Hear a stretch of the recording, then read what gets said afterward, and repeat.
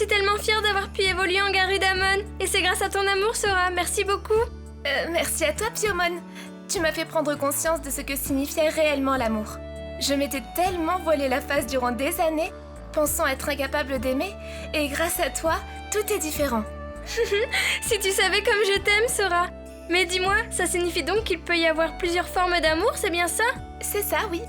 Par exemple, tu as l'amour maternel, l'amour qu'une mère ressent pour son enfant.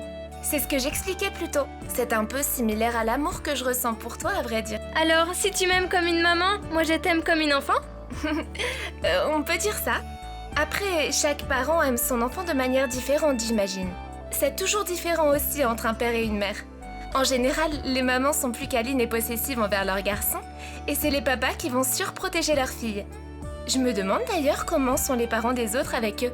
Ce serait tellement génial de pouvoir les rencontrer. Mais j'imagine donc qu'entre frères et sœurs, c'est aussi une autre forme d'amour, non? Exactement, c'est l'amour fraternel, comme entre Yamato et Takeru. Après, il y a l'amour au sens large. On peut aimer les autres, son prochain. Regarde notre groupe. Je pense qu'on peut dire facilement que nous nous aimons tous les uns les autres. Même s'il est parfois difficile de le dire. Surtout pour les garçons.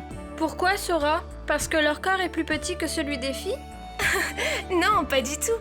C'est juste que les garçons aiment être plus secrets, plus mystérieux. Enfin, c'est ce que je pense. Quand je vois Koshiro toujours devant son ordinateur, je me dis parfois que ça ne doit pas être au cœur de leurs préoccupations. Mais chacun aime à sa façon. Et n'y a-t-il pas quelqu'un qui ressent un amour si fort qu'il fait battre ton cœur quand tu vois une personne sans pouvoir l'expliquer? J'avais entendu Mimi en parler quand elle était en princesse. Elle appelait ça le grand amour. Oh là là, Piomon, tu vas trop loin. Et le grand amour, on n'y pense pas vraiment quand on a 10, 11 ou 12 ans. C'est quelque chose de très vague et de très loin. En général, ce sont les adultes qui le vivent. Pourquoi pas les enfants? C'est parce que vous, comme vous êtes petits, vous vivez des petits amours? Oui, on va dire ça. Disons qu'à nos âges, ce sont des amourettes.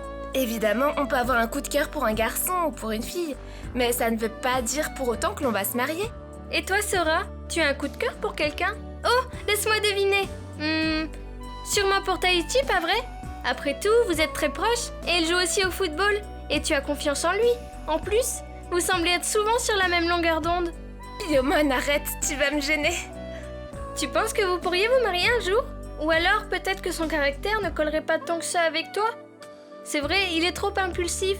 Tu as sans doute besoin de quelqu'un de plus calme et plus réfléchi pour vivre le grand amour. Tu veux pas qu'on parle de quelqu'un d'autre, Piomon? Yamato alors? Il est plus discret, plus secret. Mais j'ai l'impression que vous pourriez en effet être aussi sur la même longueur d'onde. Au moins lui, il ne te mettra pas dans tous tes états. Sinon tu as remarqué tout à l'heure comme Joe était gêné quand Mimi voulait lui offrir de son amour?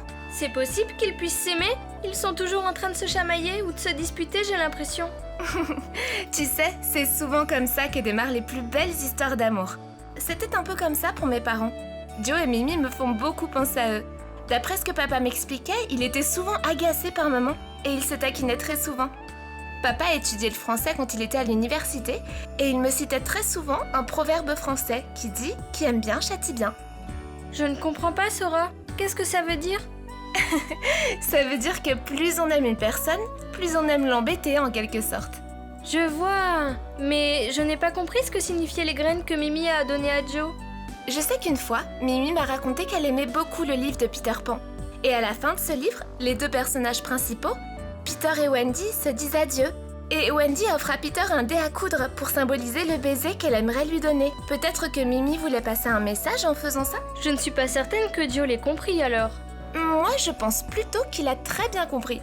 Oh, mais regarde, on parle tellement qu'on en oublie l'heure. Il ne faut pas qu'on baisse la garde face à Vendémon.